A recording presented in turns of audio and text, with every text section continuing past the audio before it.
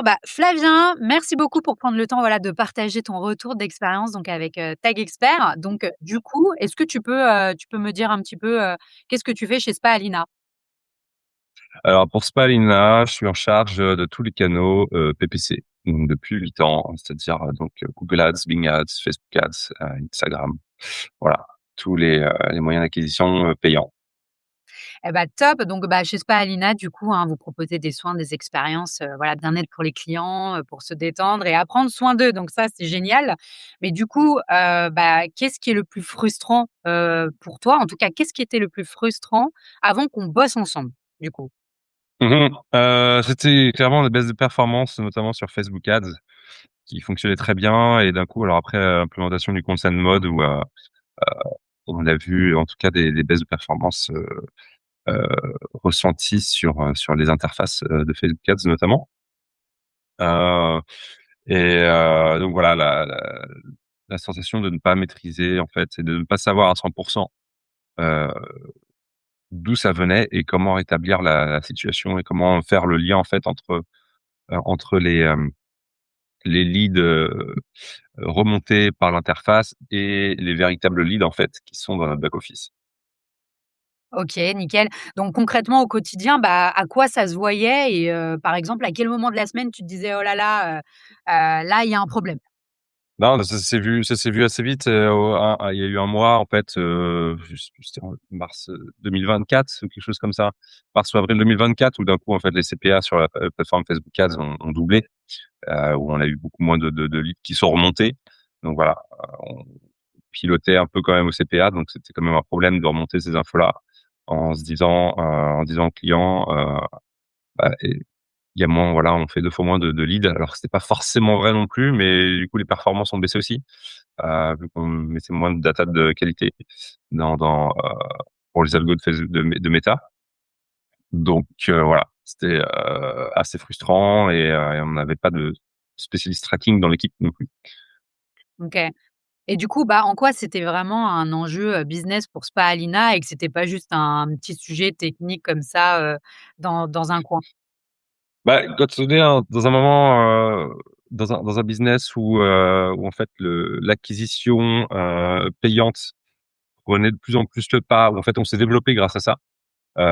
Donc on a vraiment, Faspalina a vraiment grandi grâce en fait à l'injection de budget sur les canaux PPC qui ont très, très bien fonctionné.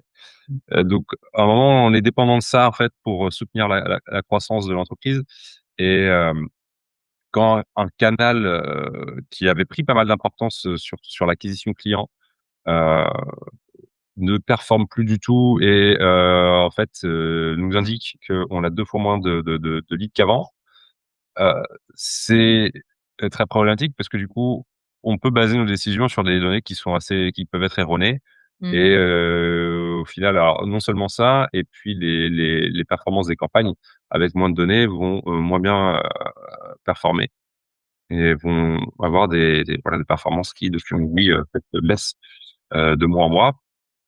Donc ça impacte, tout de suite quand on a, je sais pas 10 ou 20 de nos leads qui proviennent de Meta Ads. Mmh. Voilà, ça peut prendre la décision d'arrêter ou en fait de réduire le budget, va Mmh. forcément avoir une incidence sur le chiffre d'affaires, de la société. Voilà. Ouais, forcément, bah, oui. Et donc du coup, de combien on parle, au niveau coût à la louche, hein, on va dire, si on prend un peu le budget ads mal attribué, les décisions qui sont prises à l'aveugle et tout, ça parle de combien à peu près, tu penses? Ouais, c'est au moins 4 000 5 000, enfin, je là, depuis, ouais, ça, on va dire 5 000 € en gros par mois en moyenne. OK. C'est pas, enfin, ça dépend de quelle société on parle. C'est pas forcément énorme, mais à notre échelle, ça devient vite conséquent, en fait. OK. Et donc tu penses que si rien n'avait changé, qu'est-ce qui se serait passé du coup pour Spa Alina, dans les 6 à 12 mois? Bah, on aurait moins dépensé du coup sur Facebook Ads et on aurait ramené un peu moins de leads, hein. C'est clairement ça, quoi. Donc moins d'acquisition client, surtout sur Facebook Ads, il y a beaucoup de gens qui le connaissent via ce canal en premier contact. Donc voilà, ça Mmh. aurait limité nos perspectives de croissance quand même un peu. sur le long terme.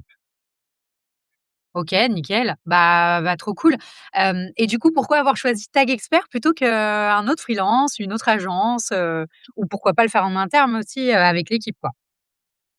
Bah, mais oui, on n'avait pas forcément enfin, on n'avait pas forcément les compétences hyper pointues, sur ce domaine. Même moi étant spécialiste, c'est alors je suis pas spécialiste techniquement, je suis pas vraiment, voilà, un spécialiste du tracking non plus. Heu, donc on avait besoin de quand même de compétences poussées sur le domaine, pour être sûr, voilà. C'est juste pour s'acheter de la certitude. Hem et heu et puis ensuite, pour le choix final, on a pris, 3-4 prestataires, agences et petits prestataires et en fait, c'était alors les autres agences, en fait, nous, c'est des agences plus publicitaires Mmh. qui, vendaient ça, dans un package, ou alors voilà, ou des choses que j'avais bon, que je connaissais déjà. Mais il me semblait pas non plus spécialiste non plus. Donc voilà, donc du coup, j'ai vu que Tech Expert, c'était vraiment enfin, le seul, les seuls, on va dire, la seule activité que vous, en fait, que vous vendiez, c'est aussi un côté un peu rassurant. Vous se dire: «OK, voilà, ils ont une équipe dédiée juste pour ça, avec des outils, développés, in-house juste pour ça» et puis voilà, c'était aussi très réactif. Donc c'était ça, la spécialisation et la réactivité. Ouais, bah, trop cool.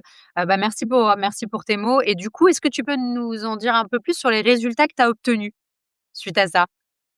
Ouais, ouais, bah, en 2 mois, du coup, en 2-3 mois, on a vu quand même les CPA redescendre, du coup, plus de leads qui sont remontés et donc on a remis la machine en route et depuis, en fait, c'est, de redevenu, en fait, et puis encore plus poussé qu'avant donc on en 2025, c'est devenu, en fait, un bon canal, on a pu un peu vraiment le pousser au maximum, investir plus d'argent dessus, plus de temps, Mmh. heu, vraiment développer une stratégie beaucoup plus poussée en termes de création de vidéos notamment et de pub.